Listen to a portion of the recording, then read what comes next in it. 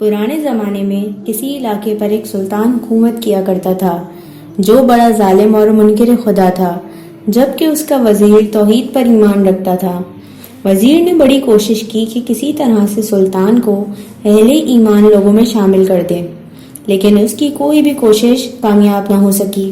ایک مرتبہ وزیر نے ایک ماہر انجینئر کو اپنے پاس بلایا اور کہا، میں چاہتا ہوں کہ باہر جنگل میں آبادی سے بہت دور سلطان کے لیے ایک عظیم الشان محل بناؤ۔ میں تمہیں اس کے لیے منہ مانگی دولت دینے پر آمادہ ہوں، لیکن اس بات کا خیال رہے کہ وہ محل کم سے کم مدت میں مکمل ہو اور بادشاہ اور اس کے حاشیہ نشینوں کو اس کا علم تک نہ ہو۔ ماہر تعمیرات نے وزیر کے حکم کی تعمیل کی اور تھوڑے ہی عرصے میں اس جنگل میں ایک عظیم الشان محل تعمیر کر دیا۔ اس کے کچھ دنوں بعد وزیر نے سلطان کو شکار کی دعوت دی، جسے سلطان نے بخوشی قبول کیا۔ الغرض سلطان اپنے ساتھ لاؤ لشکر لے کر جنگل کی طرف گیا۔ جنگل میں عظیم الشان محل دیکھ کر حیران رہ گیا اور وزیر سے پوچھا، یہ عظیم الشان محل یہاں کس نے تعمیر کیا ہے؟ وزیر نے کہا، یہ ایک عجوبہ ہے، ہم اس کے قریب جائیں گے تو اس کی حقیقت مزید واضح ہوگی۔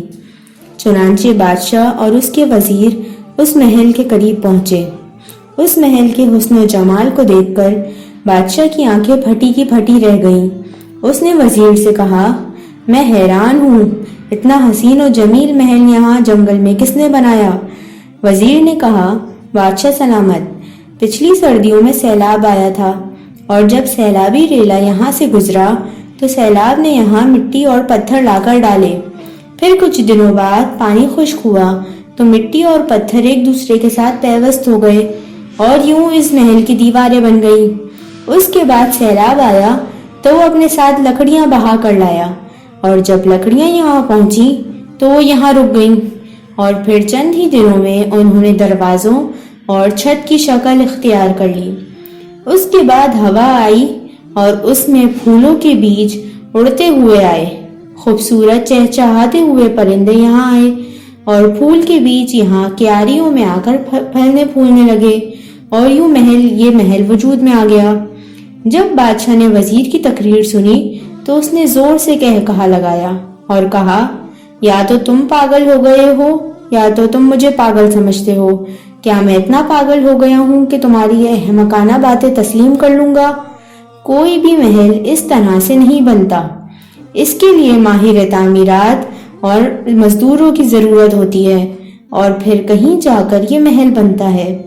وزیر نے کہا، سلطان، آپ نے بالکل صحیح فرمایا کہ مٹی اور گارا خود بخود اینٹوں میں تبدیل نہیں ہوتا اور ایک محل اچانک ظہور پذیر نہیں ہو جاتا۔ اب آپ خود ہی انصاف کریں کہ جب ایک محل خود بخود نہیں بنتا، اس کے لیے ماہر تعمیرات کے اور مزدوروں کی ضرورت ہوتی ہے، تو یہ کائنات، یہ سورج، یہ چاند ستارے، دریا، سمندر، نباتات، جمادات اور اونچے پہاڑ خود بخود کیسے پیدا ہو گئے؟ کیا ان کا کوئی خالق نہیں ہے؟ وزیر کی اس گفتگو سے بادشاہ کی آنکھیں پھٹی کی پھٹی رہ گئیں۔ بادشاہ کی آنکھوں پر پڑا پردہ ہٹ گیا اور وہ خدا پرست بن گیا۔